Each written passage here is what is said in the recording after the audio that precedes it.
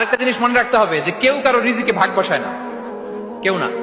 আমরা অনেকে মনে করি যে আমি ওকে দিলাম, ওকে খাওয়াইলাম, আমি বোধহয় খাওয়াইলাম। না, সে আপনারটা খায় নাই, সে তার রিজিকই খেয়েছে।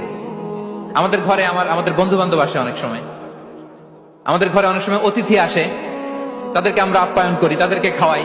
আসলে সে আমারটা খায় না, সে কারটা খায়? তার নিজেরটাই খায়।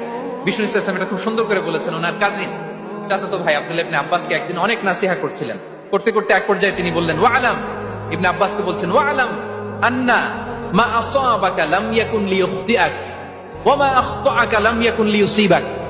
আব্দুল্লাহ, জেনে রাখো, যেটা তুমি পাওয়ার এটা তুমি কোনোদিন হারাবা না। যেটা তোমার হওয়ার কথা ছিল এটা তুমি কোনোদিন মিস করবা না। আর যেটা তুমি পাওয়ার কথা না, গোটা বিশ্বের সব শক্তিকে হাতের মুঠোয় আনলেও সেটার দেখা তুমি পাবে না, পাবে না।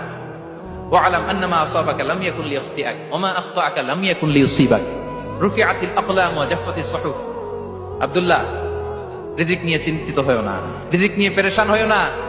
প্লে ইউর রোল, রিজিক ইজ ফিক্সড। যেটা তুমি পাওয়ার তুমিই পাবা, যেটা তুমি পাওয়ার কথা না চেষ্টা করেও সেটা তোমার কাছে আসবে না।